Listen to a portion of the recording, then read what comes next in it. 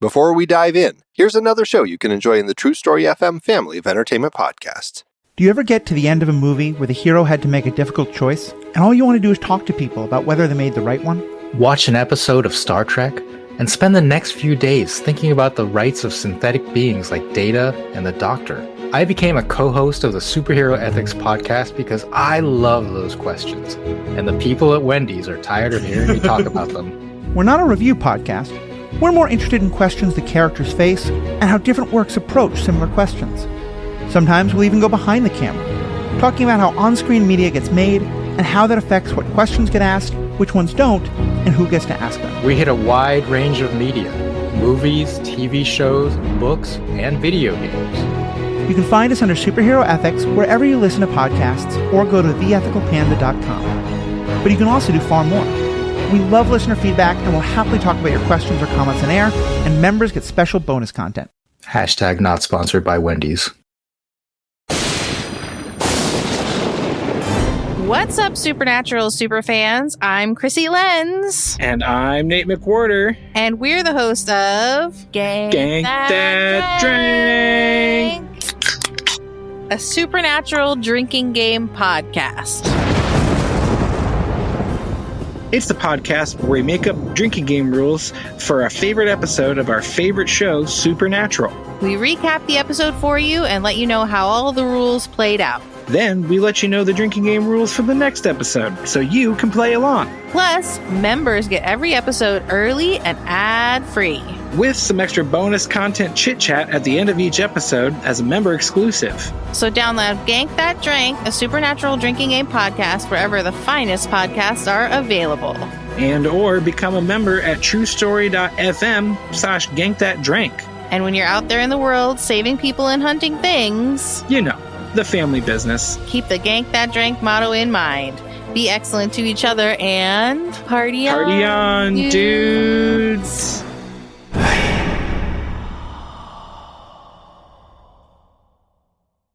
Then put your little hoof in mine. There ain't no turning back now once you sign.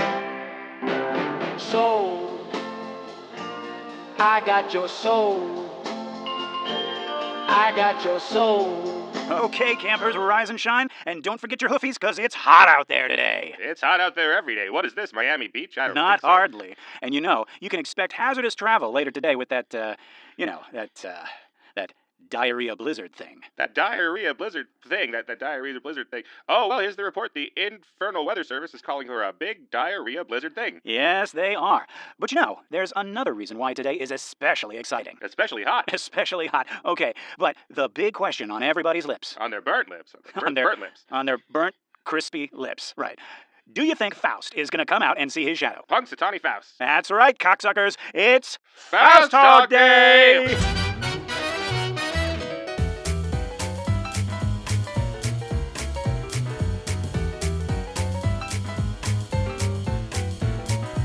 Coming up on The Devil's Details, Take My Soul, Please. Good morning, Star, and welcome to another episode of The Devil's Details, a show where we dig up, decipher, dissect, and deconstruct the many forms of the devil. One of my names is Lester Ryan Clark. And I sometimes go by Keenan Diaz. And we're just two lost souls hitchhiking down the highway to hell. Well, it's Faust. Again. And that must mean we're up here in Germany, waiting for the deal between the world's most famous necromancer, Punxsutawney Faust, and the devil, who's just about to tell Faust that it wasn't all a dream. Okay, let's get into it, folks. We find Faust back in his study, and we hear a knock at the door, and it is Mephistopheles, right? And he is dressed as this young nobleman, right? And he's like, hey, get some fancy clothes like mine and just like really live it up. But Faust is still deep in his despair. He is caught in this impossible spot. He is too old to, just live for pleasure, but he's also not old enough to not want it. Right? And so nothing satisfies him. He's just longing for death. Mood girl. Yeah. Same. Mephistopheles is like, you're really fun at parties, I imagine. Yeah, but Mephistopheles, wants him to have fun. He's like, we're going to get all the power, we can get all the clothes we want, all the chicks we want, all that stuff. And Faust doesn't, that's not what Faust is talking about, I guess. Yeah, this is a little bit different from our Dr. Faustus. Oh, right? yeah. Now, okay, firstly, the whole outfit change for Mephistopheles, right? Remember, he was a cleric before to kind of sort of like calm Faust down, right? Now he's this nobleman to stir up these earthly ambitions. And you notice that Faust doesn't really have like any moral problem making a deal with the devil, right? He's just worried about the practical side. That's what happens when you're stuck in this middle-age crisis and your wishes are too big for the world. Is it middle-aged like because he's 50 or middle-aged because he lives in the 1500s? We'll let you decide, listeners. A little bit of column A, a little bit of column B. Right? Yeah. But I think Mephisto is sort of getting his first, like, I might have, bit off a little bit more than I can chew with this guy. Like he's rethinking that bet that he made with God. He's like, oh God, this guy is like really stuck in the mud. Like I'm gonna have to work on this. Right. Yeah. But yeah, Mephisto brings up, Easter Eve, where Faust was about to drink that poison. Right. And it's weird. It's like, wait a minute. It's like, how do you know about that? How like were you like spying on me? Right? And Faust explains that he was saved by the bells. And the singing.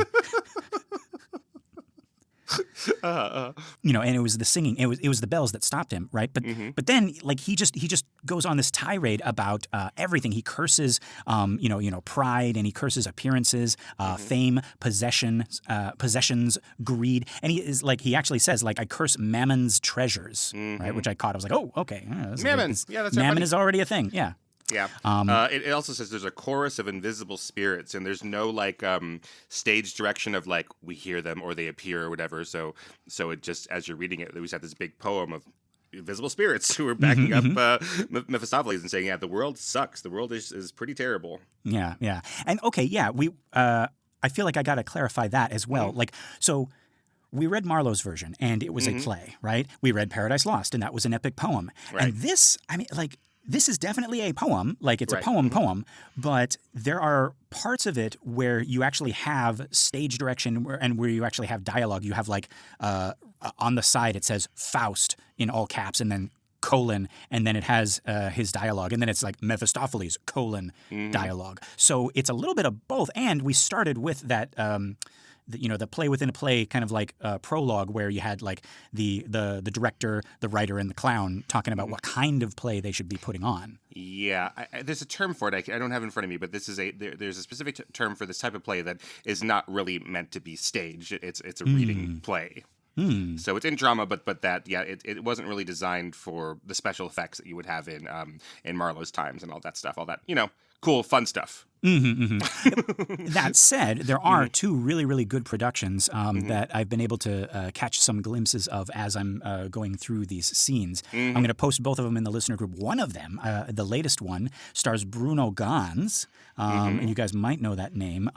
He is the star of the German film Untergang, or the English translation is Downfall, and that's the one all about Hitler's kind of like final days during World War II. Right. And he plays Hitler. You might recognize him if you're as old as me from the Hitler Reacts memes. Right. Are you familiar with those, Keenan? Oh, very much. He's upset about whatever you put in front of him, but he tries to, you redub it so that it sounds like he's like trying to make sense of this. And it's fine if Kanye took the microphone away from Taylor Swift. I'm sure that he was just saying something nice and then gave the microphone back to her. And then the generals all told, no. I'm sure. I have to tell you that he specifically said to her that she shouldn't have won the award.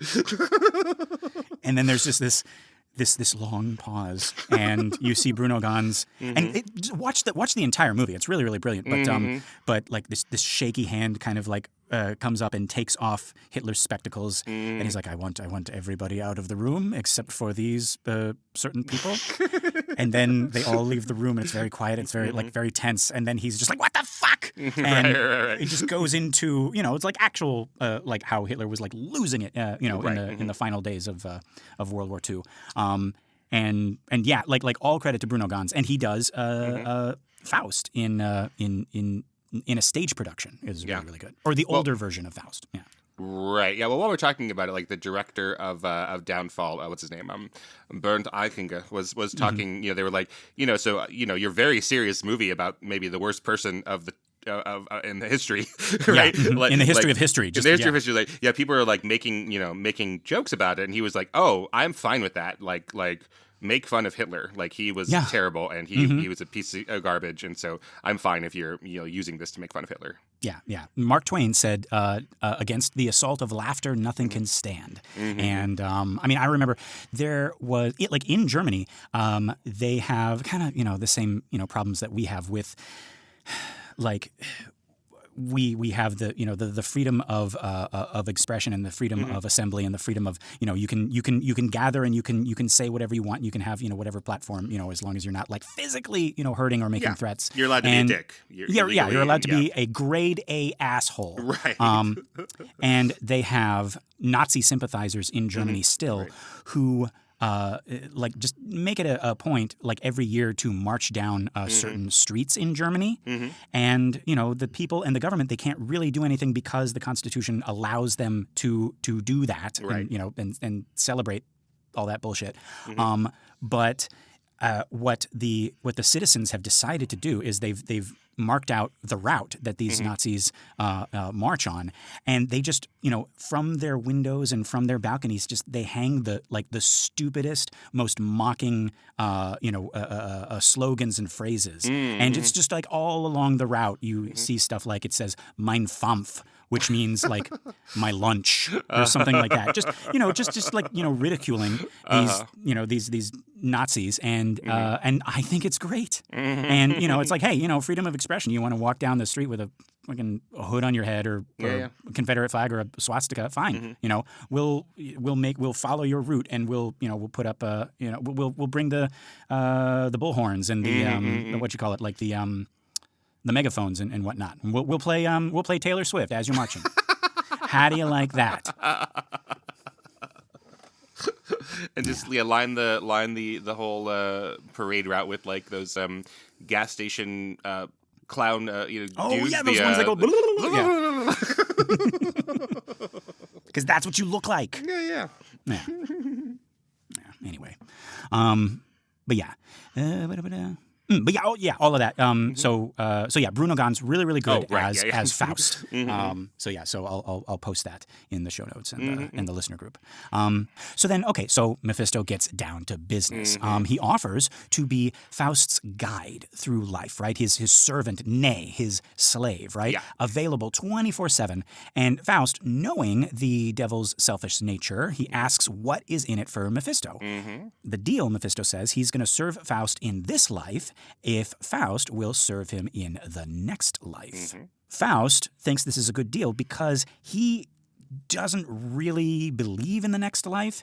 This is the only life for him, and he can't find true happiness here anyway, which I really like. This is different from the Marlowe version. This is it's like, do as you wish. I can't, no matter what, you're never going to actually make me truly happy, right? Right, and in the Marlowe one, you remember, if anyone skipped the Marlowe one and got to ours, this one first, like in the Marlowe one, we were like, oh, this is kind of odd. It's like Mephistopheles in that one doesn't seem like he really wants to trick Faust into it. He doesn't really he's very blasé about it, right? Maybe he's playing reverse psychology or like, oh, I don't really want your soul, but then turns to us and says, I really want this soul, right? But in this one, there is more of the back and forth and the debate that we would expect, right? And the idea that Faust is essentially making Pascal's wager. Do you know that? No, actually. I of course I do, Keenan. But why don't you fill our listeners in? Pascal's wager, yes, Yeah, so Pascal's wager is Blaise Pascal, and he is writing in the 1600s. So, Goethe might have heard about this. I'm sure he did. He was a learned man, right? But it's the gamble about your belief in God that essentially, if you are choosing to sin and live your life worldly, it's a great wager if God doesn't exist. Right. And there is no afterlife, right? So Faust is like, oh, I'm going to get this slave, this magical slave with infinite powers. He's going to help do anything I want in this life. All I have to do is agree to be his slave in the afterlife, if I don't believe there's an afterlife, that is a infinitely great deal. Mm-hmm. Yes. It's I get anything I want for literally nothing because there is no afterlife. Mm-hmm, mm-hmm. But if there is an afterlife and there is a God, then you are taking a terrible, terrible wager. Yeah. And I think Marlowe kind of touched upon this with his Dr. Faustus and his Mephistopheles, but the fact that Mephistopheles is there kind of like negates the whole argument. Like, are we talking about like is Pascal's, what is it? Pascal's argument? Pascal's wager. Yeah. Are we like in other stories, is Pascal's wager supposed to be like a little bit more clever than this? Or is the joke that Faust is doing Pascal's wager, but like he's doing it stupidly because like Mephistopheles is literally there? I guess I hadn't thought about it because, Pascal's wager is like in real life, right? So Right. I am an atheist. I don't believe in God, right? But Mm-hmm. so if I like, why wouldn't I hedge my bets, right? Mm-hmm, mm-hmm. So I don't believe in God and I don't believe in an afterlife, but why wouldn't I try my best to do that anyways? Because we're talking about the infinite. So like Mm-hmm, I'm talking about, I don't want to go to church for the next 40 years. That's very small compared to living in a Mm-hmm. infinite universe of infinite time and hellfire, right? Right. But yeah. there's no way to tell. There's no way to tell whether it's a good idea at all, right? Right. Because we can't prove the existence of the afterlife or not. Yeah. So Pascal's wager kind of like hinges upon you having no proof, yay or nay. Right. Absolutely. Right. And like just Mephistopheles, like who does he think Mephistopheles is if he's not the devil? I don't know. This world's real best necromancer. He thinks that he Yeah. was until this other guy shows up and he sees him transform from a poodle and enter spaces he's not supposed to. Right. So I don't know. Yeah. I mean, it's same problem with Dr. Faustus and Mephistopheles. Mm-hmm. He's like, come, I think hell's a fable. And it's like he says this to Mephistopheles. He's like, it's like you literally just gave me your contract, dude. Come on. Yeah. But I like the difference in this version, right? Faust's not naive, right? He suspects Mephisto will try to trick him with like unsatisfying food or fake gold, right? Or unfaithful women, right? Or meaningless honors, like things that like disappear, right? That's Right. That's more of like a folkloric devil that maybe Faust is like familiar with, right? It's like, I met the devil in the woods and he buried some treasure under a tree and I tied a ribbon around it and, and I said, hey, don't remove that ribbon. And then, the devil's like, okay, I won't. And then, he wakes up the next day and he goes back into the woods and all the trees have ribbons on them. Have you heard this folktale? No, that was fascinating as you were saying it. Oh yeah, that's I think it's with a leprechaun though. I don't think it's the devil, but like that's I think there was a time in like the consciousness of Christians where the devil was kind of like that. He was just this impish, prankstery guy that you meet in the forest and you make a deal with him, and it's not as heavy as your soul. You just kind of like it's like, hey, I'll give you this this magic spade that like you use it and your farm will flourish, but then something bad happens and he's like, I got you. Yeah, and a lot of that I think is like warnings about pagan religions and other religions, right? Like we have the real religion, the real God who doesn't promise you things he can't give, but these other ones, maybe they'll promise you healing or they'll promise you gold or whatever, but they're all false. Yeah. So yes, fellow Christians, our fellow Puritans in the New World, our religion might seem like it really, really sucks during the winter years. Yeah. Like literally any other religion would help us out a little bit. But trust us, this is the right one. Don't go to those others. Right. Yeah. Give us 5 stars, please. Those pagan religions that talk about like equality and a god and a goddess. No, don't. No. Trust me, they're gonna eat your babies. You think I'm joking, but that's kind of how it was. Like people looking at the other, it was like, oh wow, okay, so like, and there's like this perfect balance, and it's like the equality of both of the sexes, and then you have a minister step in, it's like baptizing in baby's blood, and Right. Oh, sure. But all these religions also, a lot of them were like, and feelings that you have, none of them are wrong. They're all just trying to tell you things and you need to know what they're trying to tell you. When you feel lust for someone or when you feel anger, like you just have to figure out what that means. And right. And, if you're in touch with your feelings, then, people can't control you.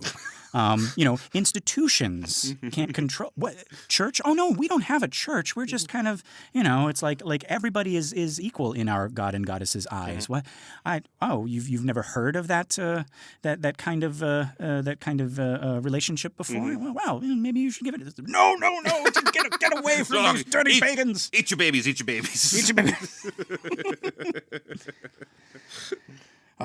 Hell is forever. It's forever. Yeah. But yeah, I like how this deal is a little bit different.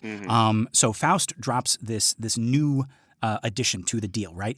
If Mephisto ever makes Faust so content that Faust says, "Stay, you are so beautiful," right? He's talking to like the moment, right? Maybe like a sunset or his first love or his first child or something like that, right? Like whenever he becomes so happy at a moment, it's like this is happiness. This is the meaning of everything, right? That's when Mephisto can take him, right?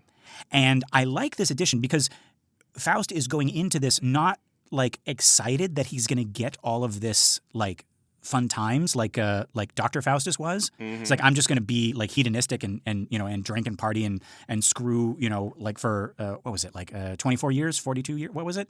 It was 4 and 20. Yeah, 24 years, yeah. right?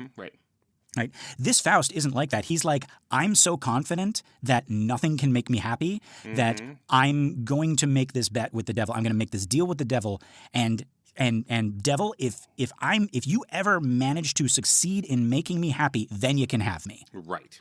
And I really like that. I really like that twist on it. Right. Yeah, so the other one works up to this sort of deadline, and then we're sort of told, and then he's gonna be like pacing around at the end of Marlowe's, right? Because he knows it's coming, and there's nothing he can do about this. But this one, he can fight for it in some ways, and he can control this. He thinks. Right. Yeah. Right. But just like our Mephisto from Marlowe, this Mephisto insists on getting it in writing, which Faust thinks is like ridiculously formal. Right. Right. His word should be enough. Like they should be able to shake and that's it. Right. But he agrees, and they seal it with a drop of blood on the paper. Faust signs his soul away. There's a rather funny bit where Faust is like, "Oh, so you want it to be official? So then, what kind of paper should it be? Should it be this? It should be vellum or what have you?" And then Mephisto is like, "No, that doesn't matter at all. But the blood is the important part, right? Right. The blood is a special juice." Yes, he calls it a special kind of juice. I like that. Right. And I love this. This kind of goes into him being a prosecutor, right? He's very legal, right? He's got his rules. Again, I love a devil with rules. Right? He even had to be invited in 3 times at the beginning of this scene, right? He knocks and Faust is like, "Well, come in," and he's like, "Well, no, I can't. Like, you actually have to like say come in like 2 more times, right?" He really is the poodle. Right. Yes. Do you want to go out? Do you want to come in? Yeah. I just let you out. You spent all that time. You trained evil mice to gnaw through the pentagram so you could go out. Now you want to get back in? Jeez. Typical Mephistopheles. Yeah. Oh, okay. But then, folks, this scene wasn't in the radio play, so this is why I want to also post those two stage plays because, and I can't believe I didn't know about this until like actually reading it through. We got a Mrs. Doubtfire scene, folks. Oh yeah, yeah, because like a student shows up while they're making this deal. I guess they've already closed the deal and they're about to leave. But then a student shows up. It's not Wagner. It's not his assistant. It's just a student who wants to learn from the great Faust. But Faust is he's not. Like this is not a good time, right? Yeah, like, Mephisto is in the middle of like his grand soliloquy about how he just got everything he ever wanted. He's like, this fool, he's so stupid. I'm the best. I'm the smart. What? Who are you? Yeah. So Faust is like, I cannot like talk to this student right now. Right. And so he leaves, and Mephisto puts on like some professor clothes. Yes, he does. So that he can pretend to be Faust while this student comes in, right? And And like as Faust leaves, right before the student comes in, right, Mephisto's like kind of gloating to himself that Faust will be his because he has rejected reason, which is man's highest gift. And he says Faust, for this reason, Faust was kind of like already damned before he even showed up, right? Yeah. But he still wants the contract. He still likes it anyway. Just to be safe, Right. So then the student comes in, right?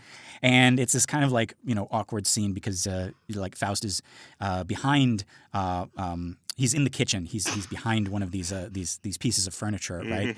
And the student had come in a little bit too early, so he just smashes his face into a pie and he's like, "Hello." No, but he pretends to be Faust, right? And the student comes in and he's all excited about learning. But yeah, he wants to learn from the great Faust. And Mephistopheles asks him, "It's like, okay, well, like let's have you specialize in something. Like which discipline do you want to go into?" And the student suggests each one that the student suggests. I almost called him Faust because he's dressed as Faust. Mephisto. Mrs. Fausto. Mrs. Faustfire. He talks him out of every discipline, saying like, "Oh, this is going to wreck you. This is going to like this is not the right path to choose." Right. Right. And like one of the last ones is theology, and he's like. It's like I really want to like get into theology, and I want to explore the deeper meaning of the words in the Bible. And I really like what Mephisto says here. He's like, hey, don't worry too much about what the words mean. Just enjoy the words, and it's like that's for the priests and the and the scholars to decide. But just loudly shout, thou shalt not, and thou shalt, everywhere, and just shove it down everybody's throat. And I love that the devil is being like, yeah, the Bible is great. Just don't question it. Well, he's trying not to get found out, I guess, right? Yeah. He has to act like a real Christian. But I love that he's doing that thing that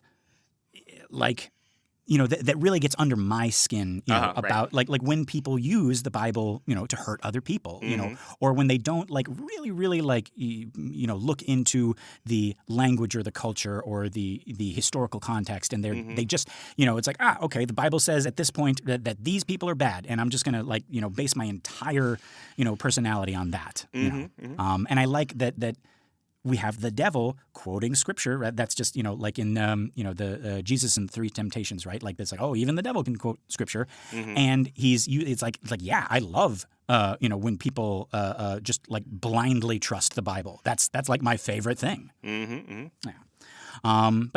But he eventually talks the student out of theology as well, and he finally gets him into medicine. He's like, you need to pursue medicine because that's how you're going to get a lot of money and a lot of chicks. And he tells him, right, doesn't he sort of writes into this book. Yes. Yeah, he tells him if he's in medicine, and there's a Latin here, Eritus sicut Deus scientis in bonus and malum, which he then, the student leaves, and Mephisto says, "You'll be like God?" Is that the translation of that? Yes, it's "you'll be like God and know good and evil," which, I mean, folks, we know where that comes from. That's from the tree of knowledge of good and evil, right? That's the temptation of Adam and Eve, right? Yeah, he says, "My aunt the serpent was quite right." Yes. Okay, so he mentions it again. I forgot to talk about this in our first episode, but when he's up there with God, he's talking about how he's going to win this bet with God, and he's going to make Faust crawl on his belly, right? Like on his belly he'll go, like my old aunt, the celebrated snake. And I don't know why, but I really, really love that it's like a family of devils. It's like my uncle tempted Jesus in the desert, and my aunt was the snake, and and the great Aunt Agatha was this, and I love that. That's so cute. So in this version, Mephistopheles is the devil. Yes. And so the serpent in Genesis was not the devil, but a devil. Yeah. Yeah. Or I almost took it to be that like the devil is like a job, and he's like the next in line. Like the Santa Claus. Yeah, exactly.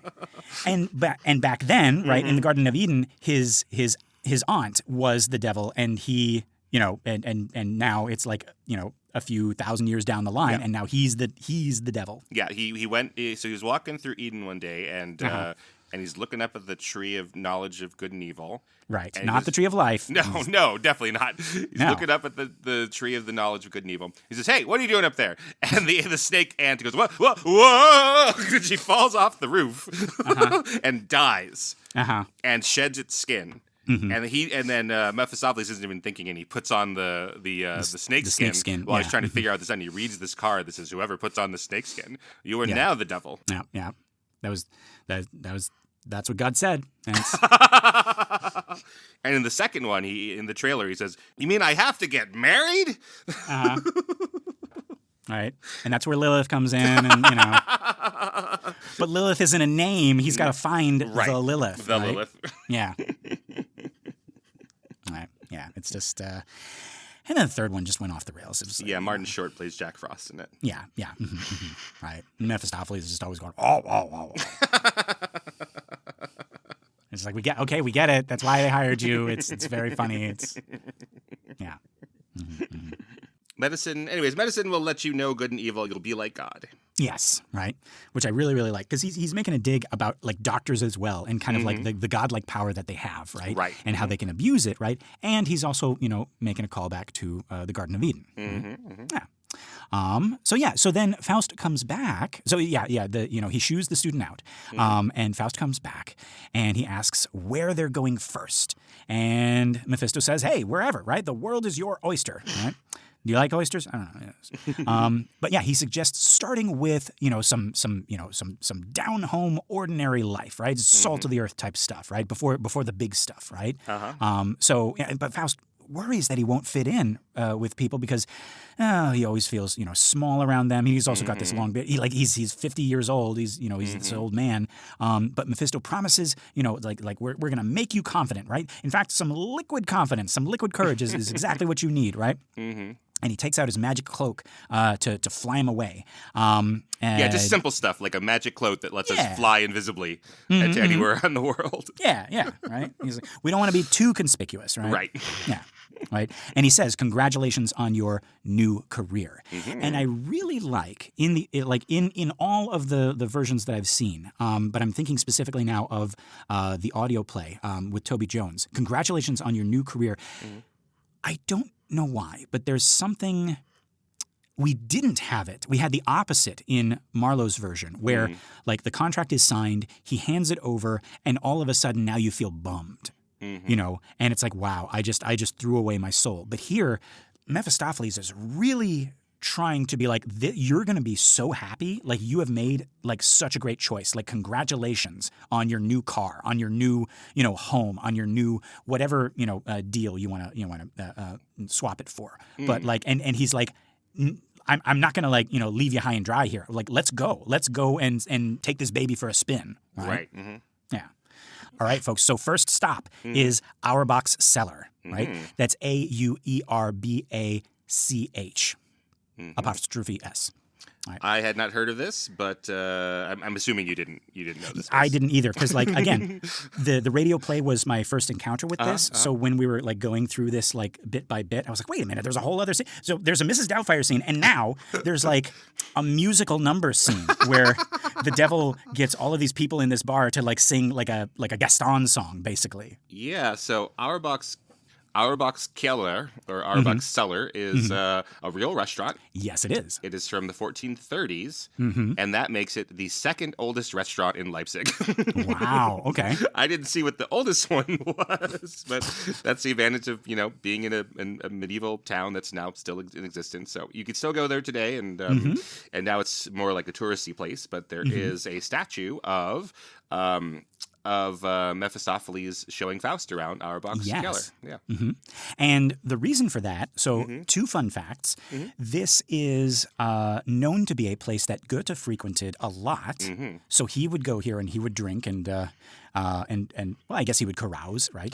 Sure. He was a carouser. Yeah. But it is also rumored to be a place that was frequented by the real Johann Georg Faust. Mm-hmm. So not only did our illustrious author go to this place, Auerbach Cellar, like the actual Faust went there too. And they have like you say, Keenan, they have like images of Mephistopheles showing Faust around. They also have an image of Faust leaving Auerbach's cellar flying on a barrel. Aha.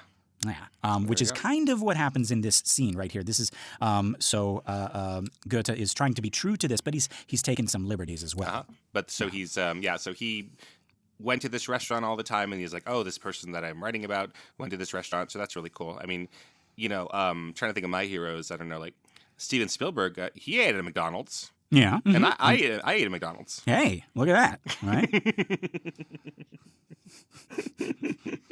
So now every time I go to a McDonald's, I order the same thing that Steven Spielberg did, right? A Big Mac, fries, and a $2 billion picture deal. And that machine is always broken. So. Right, that was always out. Yeah. And the shake machine. I mean, I know, but no, I like this party scene. So we got these carousers, right? Carousers, yeah. Yeah, right. And with colorful names, we got Frosch, right? And he's just trying to get everyone to drink up and party, right? But then we got Brander, and he's like, "You're the reason everyone's boring. You haven't said anything fun or dirty, right?" And Frosch responds by like dumping wine on Brander's head. And Brander starts insulting him. Sybil, who is, I believe, the owner of this property. Of this establishment, right? Threatens to kick everybody out who fights. And then he starts singing, right? And then you got Altmaier, and is just complaining, that the singing hurts his ears. Right? Yeah. So just nice, salt of the earth, partiers, right? Yeah. Showing us ordinary people just, drowning specifically in physical pleasures, right? They're stuck in this loop. In the same way that Faust is stuck, these guys are stuck too, right? Same jokes, same conversations. They pick fights. They're already kind of living this type of life that Mephistopheles wants for Faust, right? They're already like his without even knowing it, right? But they're happy, and Faust is not happy, I think. That's the difference, yeah. And that's because ignorance is bliss. I think that's what Faust would say. It's like ignorance is bliss or something like that, right? But yeah, so Frosch starts singing about the Roman Empire, but Brander shuts that down, right? He says he's glad he's not an emperor or a chancellor. Frosch switches to this love song about some woman who used to date Sybil, and that gets Sybil mad, right? Says she made a fool of him, and she'll do the same to Frosch, right? As it calls her names and says that she deserves a goblin instead of a real man. And then, Brander leads everyone in this song about a rat that gets poisoned and runs around like it's in love and then dies. So, yeah. There's a really weird bit. I don't think either of us understand this, but in a cellar once there was a rat who lived off lard and butter. She grew and grew. She got as fat as Dr. Martin Luther. Was he fat? Well, have you seen pictures of him? He was fat? I mean, well, I'm not shaming any 16th century religious founders. I'm just, I was saying he couldn't have been fat because they didn't invent McDonald's yet. Well, there you go. See? Yeah. But yeah, I mean, but I like that because this is a peek into, because these are jokes. These are dumb bar jokes. And so Martin Luther is in the zeitgeist. People are making jokes about him, right? Like a public figure, like a president or a politician or something. Right, absolutely. Yeah. But yeah, and then enter Faust and Mephisto. And the devil wants to show Faust how to party. Frosch spots them, or figures they're like aristocrats because they look all stuck up and unhappy, right? And decides to kind of mess with them, and that's kind of like the setting of this scene is these barflies versus Mephistopheles and Faust, right? And Mephisto tells Faust, right, something creepy, right? He says regular folks never even notice the devil, even when he's choking them, right? And I like that because we just saw that these guys were kind of stuck in their own kind of purgatory, right? But yeah, okay, so Mephisto claims that he is fresh from Spain, right? Land of wine and song, right? And he sings this song about a king who loves a flea like his own son. Because the flea can get into the plackets, I imagine. Yes. No, you think we're joking about this, folks. Right, he dresses it up real fancy, right, makes it a minister, right? The flea goes around biting all the court ladies and the knights. And the knights, too. And the knights. But they can't do anything about it because it's the king's, favorite, right? But the chorus goes like, "We can kill fleas whenever we want," and everyone cheers, right? But yeah, like this song is actually really clever, right? It plays right into like what these guys want to hear about being free common folk outside of politics and power, right? Because they can kill fleas whenever they want, right? But they're actually not free at all, right? Like we said, they're kind of trapped in this sad little purgatory of like drinking and jokes, right? So Goethe is saying that, you've got to break free of all of it, right? Both political power and the common life to be totally free. Yeah. So after this kind of like, musical number that Mephisto leads them all in, he gives them like this magic show. He says, "Hey, what's your favorite drink?" And they all kind of like name their favorite drinks. And he like drills holes in the table and like from out of those like sprout each of the carousers like favorite drinks, right? And he's like, "Now just don't spill any of it, right?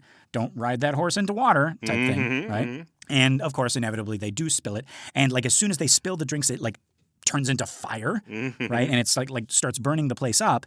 But then like after that, like he makes them like all hallucinate that they're like in a vineyard and they're seeing each other, but they're seeing like bunches of grapes. So they keep on like plucking at each other's noses and trying to cut off each other's noses, thinking that they're grapes, right? This is the Looney Tunes thing where you're like, you're like on a desert island and you're starving and you look at your friend and he becomes like a ham hock or something like that, right? Yeah. And, taking advantage of this, while they're kind of like distracted, Mephisto grabs Faust and they both like escape by riding on a barrel like out the window, right?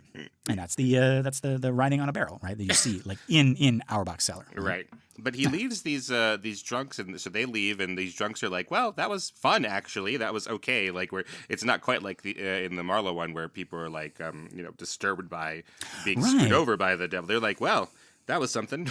Yeah. So I mean, like so far, right? Point for point, I think this Mephisto is he's like accidentally spreading joy wherever he goes. I don't know. Right, because that's the he in Marlowe's he needs Faustus to believe in God and he just won't. In this version, in Goethe's, he needs Faustus to be happy and he just won't. Yeah. Right. Yeah. So all he needs to do is make him happy. Right. And he's like bringing him to these places and he's just like dumping happiness all over him, but it's like making the other people in the building happy. Right. Right. And he's like, well, this doesn't work. Like the one that I was trying to get with this like shotgun blast isn't happy. So I was like, all right, off I go. Right. Yeah. So then we end up in a witch's kitchen. And we got these like talking apes or monkeys. Like one translation says marmosets, and one of them just says. And I was very, very confused, like in the audio play, because I mean, obviously, like they don't actually have, like monkeys. They have actors like making monkey sounds, but they sound like witchy sounds. Okay. And then Mephisto and Faust show up, and he starts calling them. It's like, yeah, well, we'll see where these little monkeys, like we'll ask these little monkeys where their master is. Right. And I thought that Mephisto was just making a derogatory thing, like talking about like this is how he refers to witches, like his servants as monkeys. Well, I hope that they're really monkeys. No, I like once I like read the actual thing, they're actually monkeys. Good. Yeah. Good. Thank God. Yeah. But I hadn't seen marmoset, so that's one of the, I don't really know what that is, so I have to look that up here. Yeah. These aren't the first type of monkeys I think about, but I've seen these. They're kind of frilly. They're very small, some of them. Like some of them fit in people's hands. Right. This is so. I'm listening to a professor kind of explain this scene, and he's also saying that they are monkeys, but they're like this kind of uncanny valley version of them, where like they're walking upright and they're speaking, and they're I think even physically almost like a little bit human-like. They're not like Right. completely monkeys, and this kind of like is very, very off-putting to Faust. But Mephistopheles loves it. Like he's like, oh, who's a good monkey, right? Like he loves these monkeys. Right? Yeah, I love the Monkees. Yeah, no, they're very. If this were a Disney movie, this would be a song moment. They just like pop down the chimney, and you got these monkeys, and they're gonna be like banging on the cauldron with a metal spoon, right? Clapping their hands and shaking their hips and all that stuff. Yeah, it's time for an Aquafina rappy sort of song about how great it is to be an evil monkey. Right, and kind of like Mephistopheles is going to join in and tell Faust that he's got to learn to be like them. He's got to be a monkey too, right? Just a little bit, right? We'll make a monkey out of you. Yes, there we go. We're writing this thing. Yeah. So sometimes people say apes. This is one of the most common things that podcasts get emails about, so I just try to nip this in the bug whenever. The difference between monkeys and apes. that we understand that monkeys and apes are two different things. People are apes, chimps are apes, bonobos are apes, gorillas are apes. Apes do not have tails. Monkeys have tails. Right. Yes. Okay. Just to be sure that we don't get that. But we're not sure whether Goethe, right, or Mephistopheles, or the learned Faust knows that. Right. They probably don't. Yeah. All right. And so Mephisto has brought Faust here to get a youth potion that's going to knock 30 years off of him, right? But Faust is not feeling this crazy scene, right? Mephisto's like, well, if you don't like magic and you want to become younger, if you want like clean living, you should be a farmer, right? And Faust is like, okay, actually no, let's have the potion, right? Yeah, get yourself some fresh air. And he's like, no, just kill me. Yeah, just damn me now. Just take my soul now. Yeah. You don't even want the potion? No. I want Xbox and I want Funyuns and I want to be inside. Thank you. I want to pay Grubhub to bring me a single Slim Jim whenever I want it. I do not want to go outside. Does hell have Wi-Fi? Stuff is like, yes, but it's constantly updating.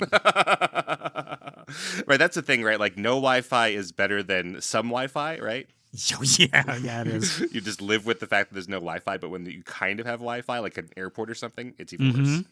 Yeah, because you're waiting for it to work. It's taking up your time because you're looking at the 99% and you're like, come on! It's like, I'm almost ready to watch the Santa Clause 3.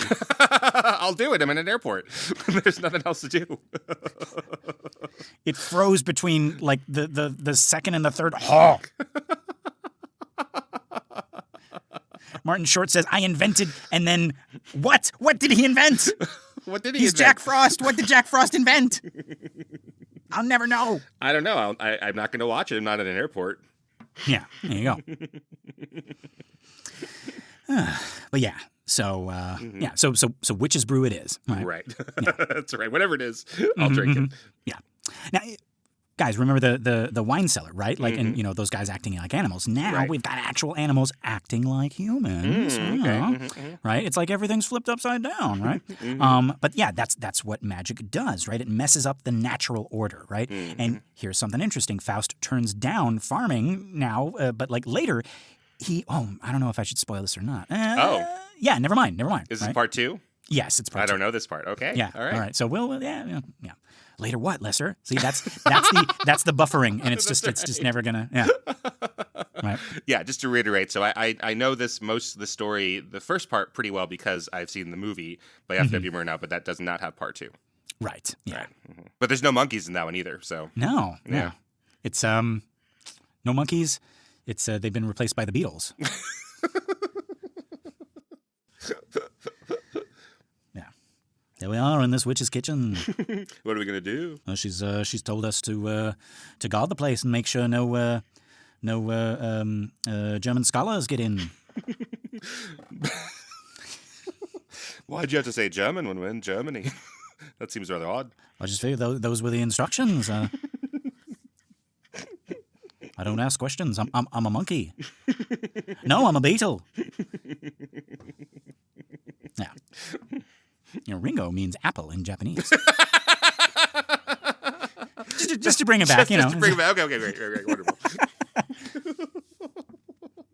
Okay, yeah. So while Mephisto is, checking out the witch's tools, Faust spots this magic mirror showing this beautiful woman, and he wants out. He wants to go find this lady. Right. And then, suddenly the cauldron boils over, and boom, right, the witch appears, right, in this huge flame, and then she's screaming like crazy. She's yelling at the apes or the monkeys for burning her. In the radio play, it sounded like she flew down the chimney and didn't know that there was like a cauldron boiling. Right. And she like fell into the cauldron. So, yeah. But then she spots our boys, right? And she threatens them, right? And Mephisto just starts breaking all her stuff. I really like Toby Jones. He's like, take that and that, right? And he's like you have these like zapping sounds, right? Before revealing that he is the devil, right? He's master of witches, right? And she apologizes. She says she didn't recognize him without his ravens and his cloven hoof, right? And he calls him Squire Satan, but he says, oh no, like that name, is not to be uttered anymore, right? It's out of fashion. It's out of date, right? Yeah, is that like it's the 1800s and everybody is too sophisticated? They don't believe in the old time religion. Is that what that's sort of about?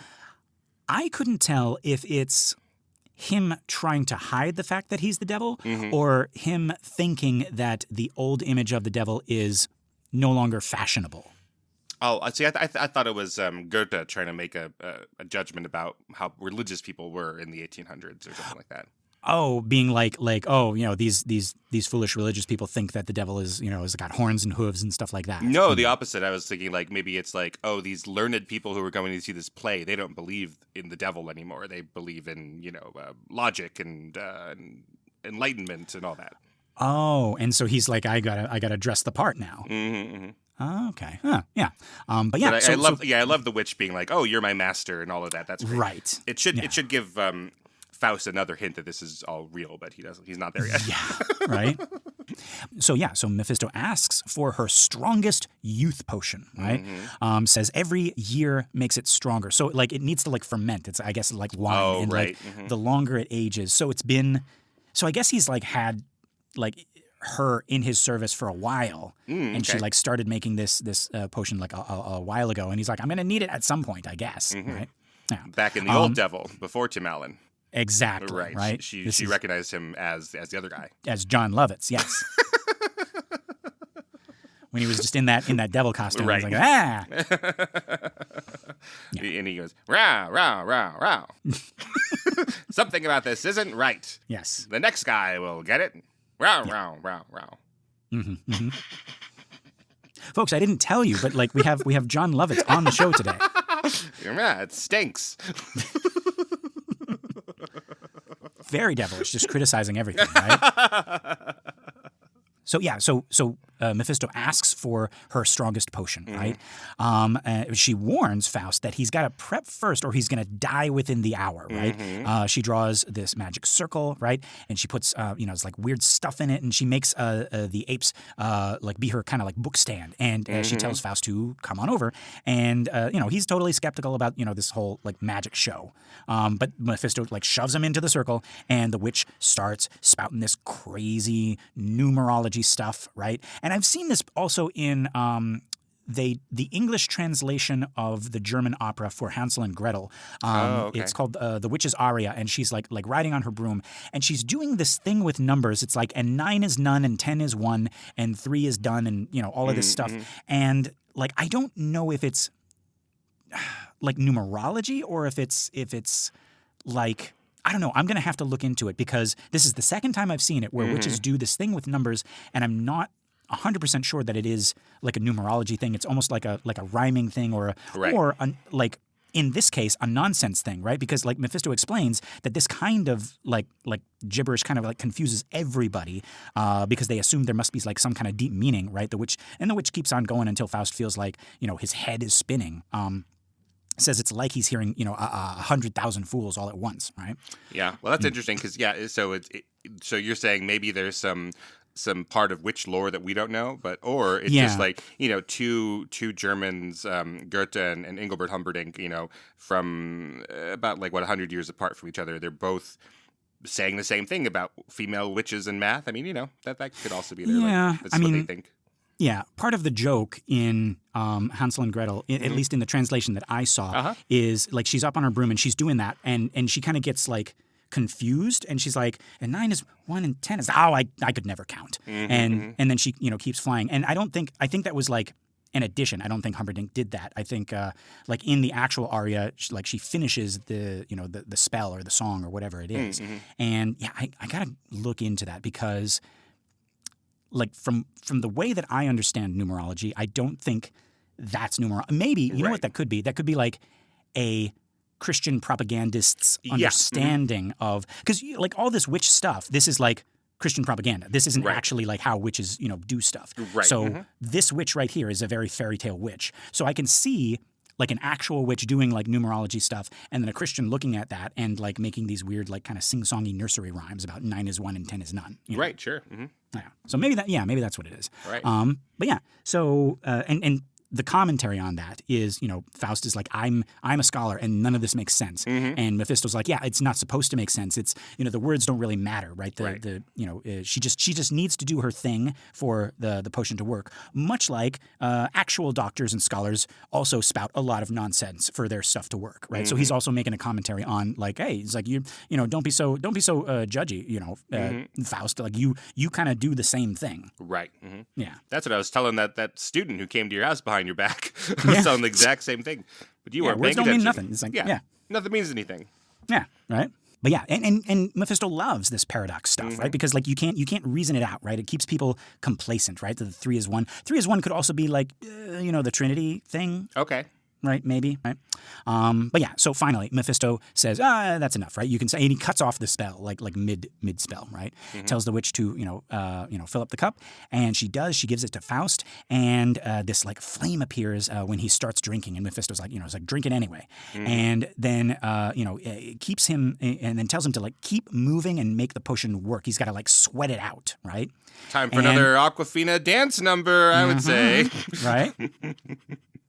But before they leave, he turns to the witch and he's like, "I owe you one for this. Like, like next time, we see each other on Walpurgisnacht, just like tell me if you need anything, right?" And that could be like, it's like, oh, it's a throwaway line. It's like, like, I'll see you at the next, like the big event, right? But they actually go to Walpurgisnacht in this story, which I'm excited to see. But yeah, so Faust wants one more look at that woman in the mirror, but Mephisto promises like, you're going to get to see the real thing soon. But then he gives us this little aside. He's like, after that drink is, kind of like worked through his system, he'll think every woman is Helen of Troy. Right. Yeah. So it's like, okay. I'm like, But yeah, and that's where we're going to stop because that is going to take us right to our next big character that is Margareta, or she's also called Gretchen, right? Which Gretchen is actually short for Margareta, which I didn't get before, but now I get because Chen in German is kind of like a cutesy little thing. Like the word for woman is Frau, right? But the word for girl is Mädchen, right? Mädchen, right? And the little Chen is like cutesy little, right? So Gretchen and Gret and Margaret, like that's where that comes from. And it actually is the same as Gretel. Gretel is also like part of that Venn diagram, I guess. I see. Okay, great. Yeah. So yeah, there you go. So we're gonna meet her in our next episode. But for now, that is all of my notes. Keenan, you got anything else? No. I think we got this. All right. How are we feeling about this new journey with Faust? Yeah, good. Now that we're getting into it, I think I'm starting to see the difference between this one and Marlowe's, and yeah, and it is, as you said, a little funnier than Marlowe's. It is more closer to our idea of Mephistopheles, right? Yes, right. The wheeler dealer. He's a con man. Exactly. Right. Yeah. This is a maybe like a more Beetlejuicy Faust. Yeah. Yeah. All right. Folks, this has been another episode of The Devil's Details. I've been Lester Ryan Clark. You can summon me on all the socials as Lester Ryan Clark. And I've been Keenan Diaz. You can invoke me on Letterboxd and Instagram as Howdy Keenan. Yeah, find more of our shows and other really cool podcasts at True Story FM, or feel free to drop us a message at bananaforscalemail, that's MAIL, @gmail.com. We got our Facebook listener group, Banana for Scale. That's a community for all of our shows, including this one. It's a private group, but just request to join and give us a little bit of your blood, and we'll let you in. If you want more, consider joining us at truestory.fm/join and look for Banana for Scale. That is us. You get bonus episodes of all our shows, access to our Discord, and you get your episodes a week early. Pretty cool. Wouldst thou like to live deliciously? We're not even asking for your souls. Just give us a 5 pentagram rating on iTunes or Spotify or wherever you listen to our show. That and sharing the show by word of mouth or on social media helps our little podcast grow and find more cool people like you. All right, folks, until next week, love and hisses. Mwah!